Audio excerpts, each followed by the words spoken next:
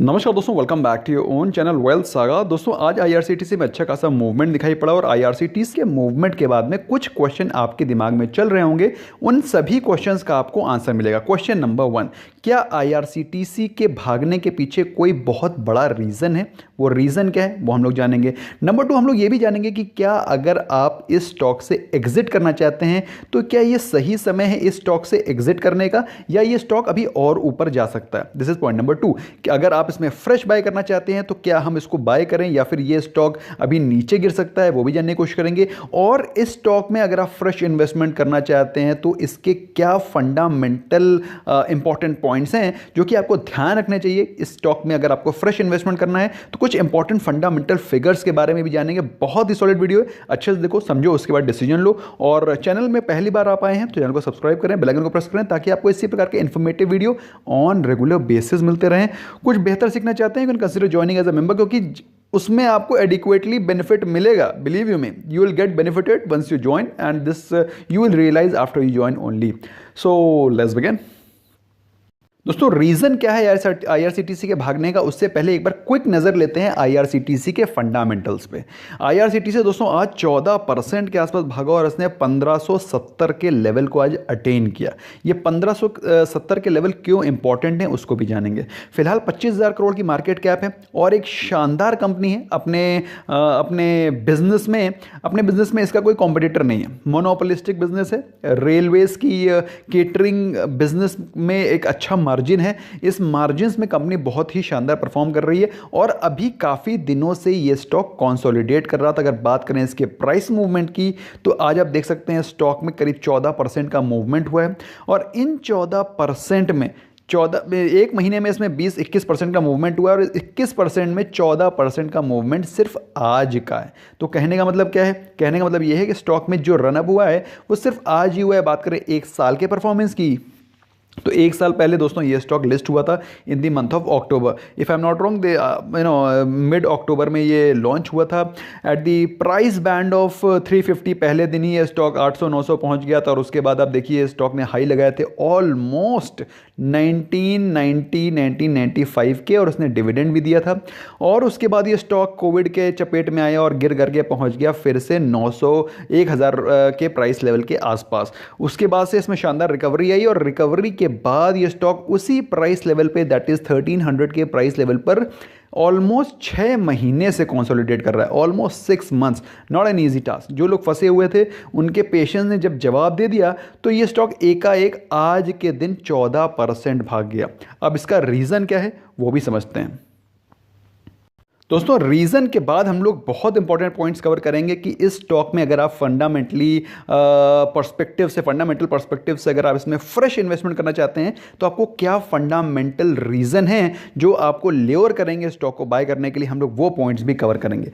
फिलहाल दोस्तों इस स्टॉक में भागने का सिर्फ और सिर्फ एक ही कारण है, the only reason why this stock has risen, क्योंकि हमारे पीएम ने आज, दैट इज ऑन फ्राइडे, ये बोला है कि कोविड-19 की vaccine is going to be available in just few weeks. ये मैंने नहीं बोला है, ये मेरे शब्द नहीं है, ये हमारे honourable prime minister mister Narendra Modi ji के वर्ड्स हैं। उन्होंने बोला इंडिया का प्राइम मिनिस्टर, इंडिया का number 1 as far as India's you can government is concern, government के जो सबसे हेड हैं उनके मुंह से शब्द निकले हैं कि इंडिया में vaccine is going to come in few weeks, not months, it's going to be in few weeks. So it's just a matter of time when the Covid vaccine will be here in India.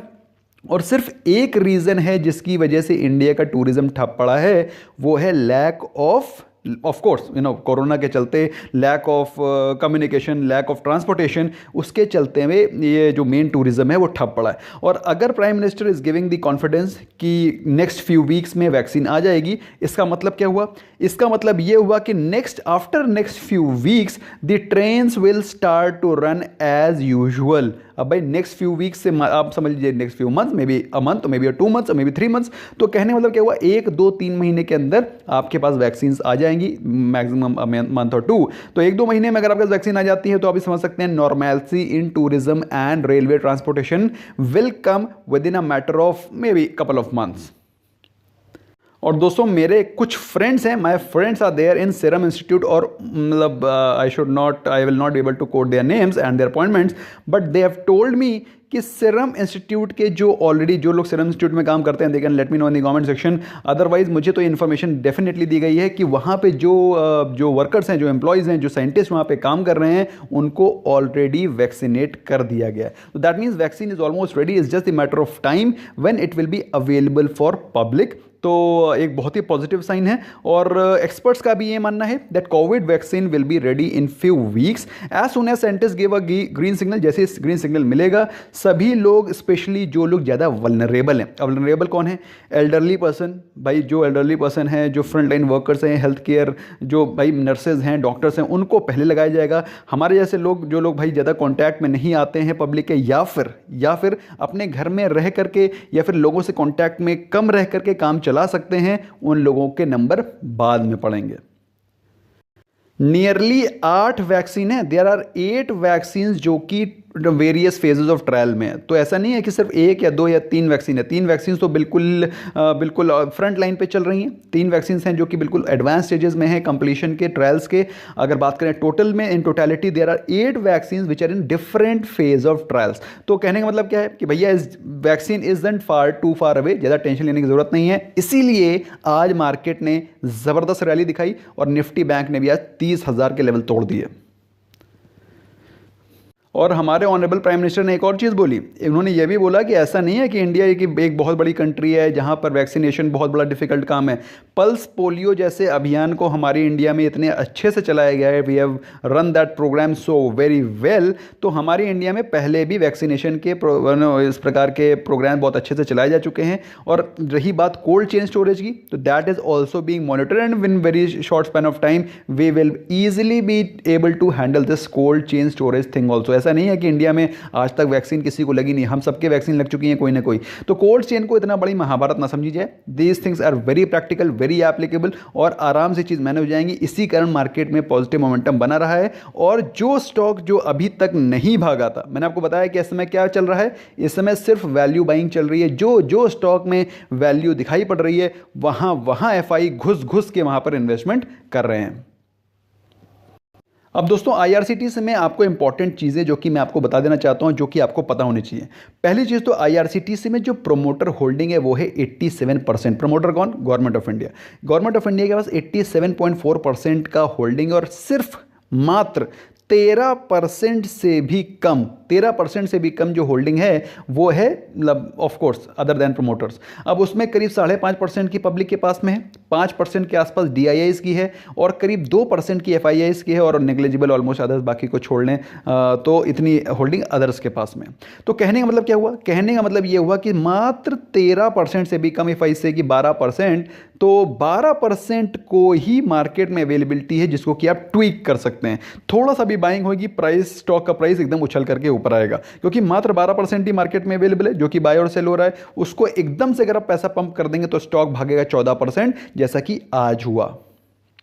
मात्र 16 crore, only 16 crore number of shares are there which are outstanding in market. तो छोटी सी quantity है, छोटी सी quantity को जैसे ही buying की जाएगी, एकदम से धड़ाधड़ उस स्टॉक का जो व्हाट डू यू कॉल जो प्राइस है एकदम शूट कर जाएगा।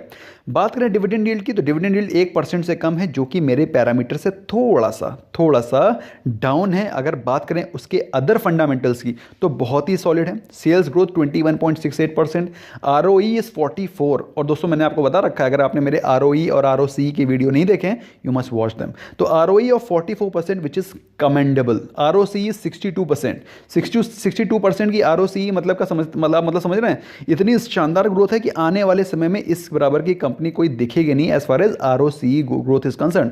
प्रॉफिटेबिलिटी 23.23%। दोस्तों ऑल्दो अभी के समय जो करंट मार्केट सिचुएशन है, उस समय ये प्रॉफिटेबिलिटी, ROE, ROCE इन सब पे डेंट लगा है, but at the same time it's just matter of time, जैसे ही ट्रेन्स रन होना शुरू होंगी, इंडिया टूरिज्म स्टार्ट होगा, ये सारी की सारी चीज़ें एकदम से बूस्ट मारेंगी and the revenue profitability of IRCTC will come back to its track. और ऐसा मैं इसलिए बोल रहा हूँ क्योंकि ये प्रोवन रिकॉर्ड है। आप देखिए इसका जो रेवेन्यू है इन 1000 करोड़, ऑफ कोर्स आप देखें 2017 में 1.58 था और उसके बाद 2.35 just in a matter of 1, 2 and 3 years. अगर आप बात करें प्रॉफिटेबिलिटी की, 0.22 थाउजेंड करोड़ से 0.52 thousand crore, which is almost 2.5% and more. तो 2.5 times, bag your pardon, 2.5 times and more. तो इसका मतलब क्या है भाई, 2.5 गुने की प्रॉफिटेबिलिटी बढ़ रही है with in a span of 3 years, which is commendable. और मेरे हिसाब से ये प्रॉफिटेबिलिटी की ग्रोथ और ये रेवेन्यू की ग्रोथ इसी प्रकार से आगे भी बढ़ती रहेगी। बात करें आज क्या हुआ स्टॉक में, तो आज मॉर्निंग में स्टॉक ऑलमोस्ट थोड़ा सा प्राइस लेवल पे ऊपर खुला और उसके बाद एकदम से सडनली उसमें वॉल्यूम्स आई। आपके पास 15 मिनट्स की कैंडल है और 3 within a span of 45 to 1 hour stock ने ऑलमोस्ट 1400 के लेवल से सीधे 1600 के लेवल्स को टच किया, हिट किया और ऑलमोस्ट 1600 के लेवल से फिर उसमें माइनर से प्रॉफिट बुकिंग आई और उसके बाद स्टॉक ऑलमोस्ट अपने डे हाई पर क्लोज हुआ है विथ रीजनेबली हायर वॉल्यूम्स। मतलब क्या है इसका मतलब यह है कि आज इसमें कोई एक इंस्टीट्यूशनल बाइंग हुई है, चाहे वो DII हो चाहे वो FII हो। जैसा कि आपको मालूम है इस समय FIIs इंडिया में जहां कहीं भी वैल्यू मिल रही है वहां पे पैसे इन्वेस्ट कर रहे हैं और IRCTC जैसी date free company is totally worth the investment. जैसे कि मैंने आपको बताया कंपनी के पास कैश अच्छा खासा भर के है, डेट फ्री कंपनी है। There is not even a single paise of debt available on the company. बहुत ही शानदार परफॉर्मेंस है, बहुत ही शानदार सेल्स ग्रोथ के साथ में डेट फ्री कंपनी में अगर आप इन्वेस्ट करना चाहते हैं मेरे हिसाब से IRCTC is a good option. अब आपका क्वेश्चन होगा कि सर आपने इसको पहले क्यों नहीं बताया। जिन जिन लोगों ने मेरे लाइव सेशंस को देखा है उन लोगों को मैंने ये बात बिल्कुल क्लियर कर बोली थी कि IRCTC में ये कंसोलिडेशन चल रहा है। जो लोग लॉन्ग टर्म इन्वेस्टर हैं आपके लिए एक अच्छा मौका है, आप इसमें फ्रेश बाय कर सकते हैं अगर आपका होराइजन लॉन्ग टर्म का है। अगर आप इसमें चाहते हैं कि अगर आप क्विकली इसमें मेरे को कुछ पैसा मिल जाए तो ये रिस्की चीज़ है। क्यों? क्योंकि IRCTC का OFS अभी पेंडिंग है, दिस इज स्टिल पेंडिंग। तो जिन लोगों ने आज इन्वेस्ट किया है FIIs ने, वो लॉन्ग टर्म इन्वेस्टर हैं, वो कोई ट्रेडर नहीं है, वो शॉर्ट टर्म या स्विंग ट्रेड के लिए उन्होंने बाय नहीं किया। There are long term investor. अगर आप लॉन्ग टर्म इन्वेस्टर हैं मेरे हिसाब से 1600 के लेवल्स भी कोई ज़्यादा महंगे नहीं है।